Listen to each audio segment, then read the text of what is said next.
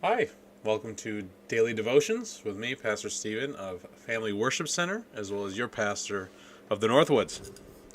How are we doing today? We are in Colossians chapter 4, verses 5 and 6. And we'll just jump right in today. I already finished my cup of coffee, so I'm rolling. We're ready to go.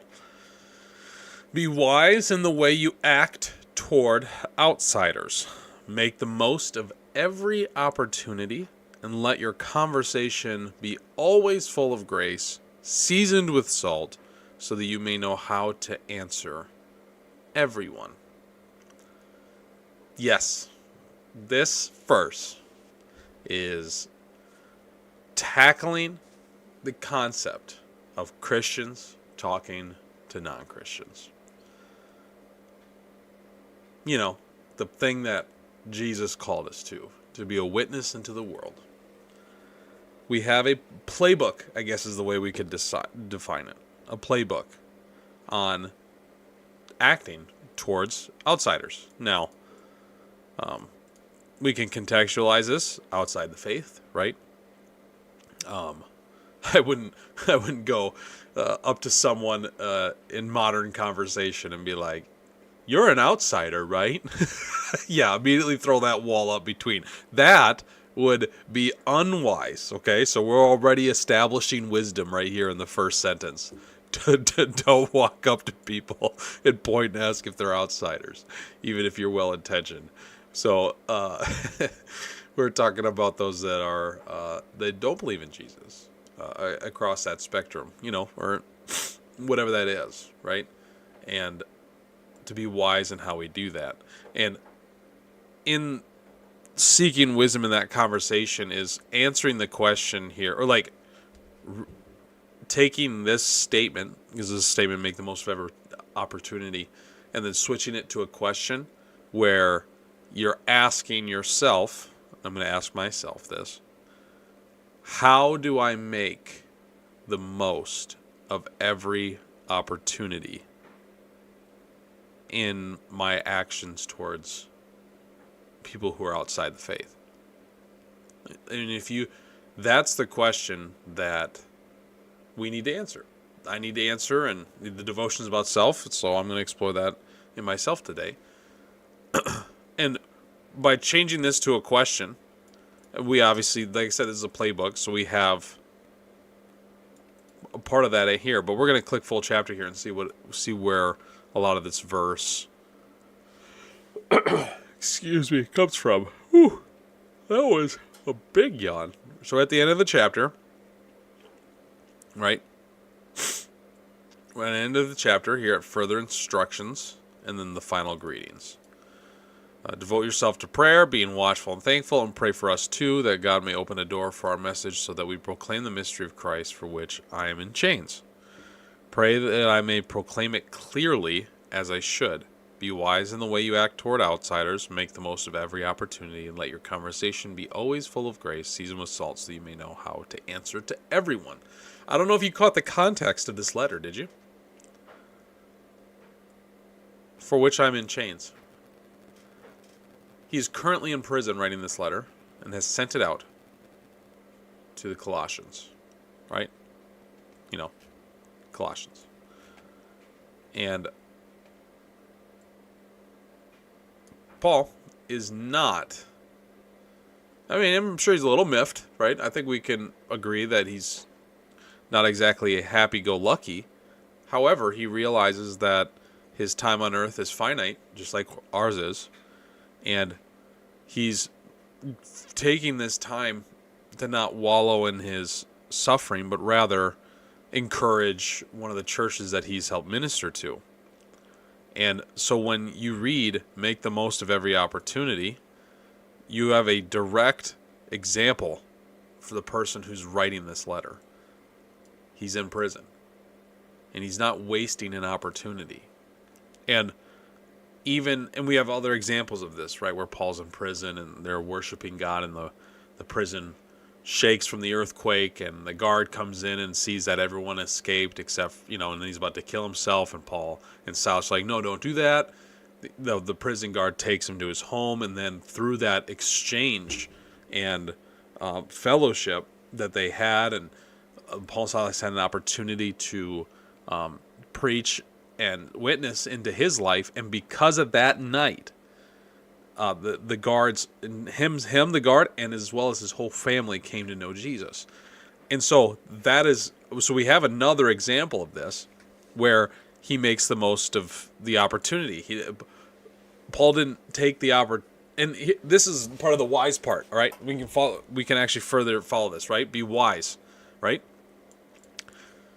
when the prison shook and the doors flew open, and Paul were like, we could have taken the opportunity to be like, let's get out of here. Like this is awesome. But they didn't. They were patient. And they saw that the real opportunity was to witness. And I really think that in itself will preach. Listen, follow my line of thought here. As Christians, we are instructed that this will happen, that we will suffer for Christ. And that it's just part of the thing, that the world doesn't hate us, but it hates who is in us, and that's Jesus. So there is suffering attributed with the following of Jesus Christ. And so understanding that that's a truth, that the Christian, when opportunity presents itself to escape suffering, maybe that's not the opportunity you need to take, but rather use wisdom to understand that Jesus has called us to be a witness to people. So don't use opportunity to escape suffering, use opportunity to witness to people. And sometimes that witnessing is in the middle of suffering. It's just it's getting our eyes, and I preached this a while back, but like, we need to be eternity focused. We need to be heaven focused. We need to be soul focused, and not always what's happening to me right now. Does that make sense? Where when I read this verse and I see where Paul's at, and I see what it says, make the most of every opportunity, don't make the opportunity to always escape suffering, but rather view every opportunity as, how can I do this to witness to people? And so in that, we do get the playbook, right? Be full of grace, right? Because, I mean, I feel like it's obvious, but if you're talking to someone who doesn't believe in Jesus or has renounced Jesus, it's very tempting to pick up the stone and hurl it, right? They're the sinner, they're the unbeliever, and it's like, man, Jesus dealt with this already. He who is without sin, throw the first stone. And in other words, to make it blatantly simple, you can go out and judge people if you've never sinned. If you've never sinned, go for it. You know what? You earned it. And if that's not the case, then you haven't earned it. So, as a sinner myself, I have been excluded from the list of being able to do that. So I won't participate in that. So I will do my best to be full of grace towards other people as well, and realize that they live a life with decisions and thought processes and experience, and that they've had that direct their motives and everything. And it's like, I need to be full of grace and understanding. I like this, seasoned with salt, right? Well, let's do two things here, right? Because I don't understand every single verse in Scripture, but like, we'll just first impressions, and then I'm going to take a second and kind of look it up and see if there's some Hebrew with it Greek, that maybe can further explain this part. But like, when I read that, we'll do first. When I read this first, and I see this, always be full of grace, seasoned with salt. What does salt do when you season food? Makes it delicious, more tasteful, right? I mean, it's like when you eat something that is without salt, it tastes bland, boring. It's like, here, pass the salt. I need to get this a little bit of deliciousness, right? when I first read this verse, I kind of think it's like, hey, let your conversation be full of grace, and also let your conversation be like not bland, right? And I'm not saying like you can't not be like boring's a sin. That's not what I'm saying, but like I think it's let your conversation be full of grace and engaging. That's like what I see off the get-go. And I'll look here in a second to see if I'm way off base or if I can kind of confirm that. I think that if you're engaged in conversation with people, that takes the bland out of it. It takes the boring out of it. That if the other person sees that you care, that you're engaged with what they're saying about their lives and their troubles and their concerns, and they're happy, like what, and they're what about their purpose or what they do? It's like if you are engaged with that, that's like a seasoning of salt that makes that conversation delicious for both parties involved.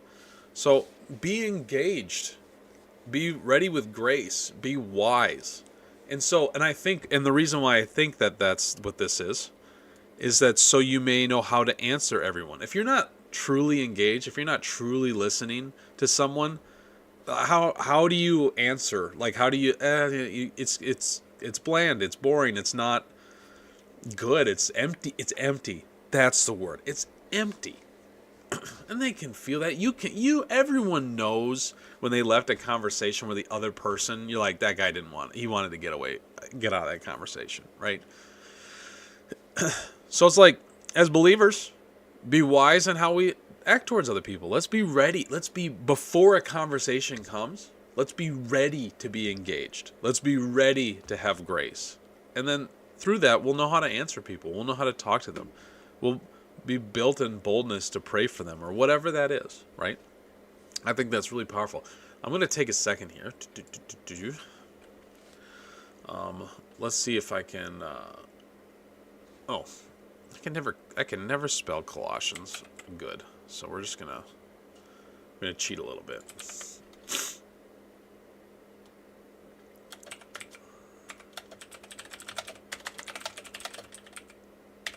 Here, let's see what we got here.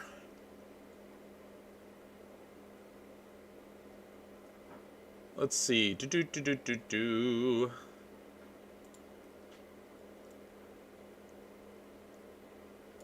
There. Look at this. It's like I got good instincts. That's what I got. All right. The idea of being seasoned with salt suggests that speech should be flavorful, attractive, and ready for it, engaging to others. Bam.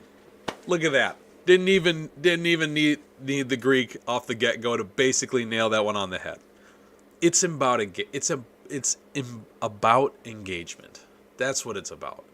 That we need to engage with people. And isn't that what witnessing is? To engage with people? To really land there and say, no, I'm in this conversation. I want to hear what you're talking about. I want to hear why you think that, how you think that, where that comes from. And then once I have that history or that thought process or whatever that is, and I did it by listening, not talking, right? Then you can answer everyone. I'm really glad this was the verse today for the devotion. It's a really great playbook for how to make most of every opportunity. In reference to acting towards unbelievers, those that maybe have renounced Christ, different faith, whatever that is. Listen, engage, right? Be seasoned with salt, engage with people, full of grace, and I think we'll be good to go, right? What a powerful verse today, Colossians 4, 5, and 6. I hope it was powerful for you too. I'm feeling really encouraged today. Now, I'm wondering if I'm going to have some engaging conversations today, because I find that sometimes when I read these verses, I'm like, I'll go out into my day, and then all of a sudden I'm like, light bulb, I did this devotion this morning, and I'm I am more excited to then do what I read. So, yeah, awesome. Well, I'm Stephen Jetlin. Thank you for joining me today with the Daily Devotions. I'm the pastor of Family Worship Center, as well as your pastor of Northwoods. And awesome. Well, hey, have yourself a wonderful Thursday, and I'll see you in the next video. Bye.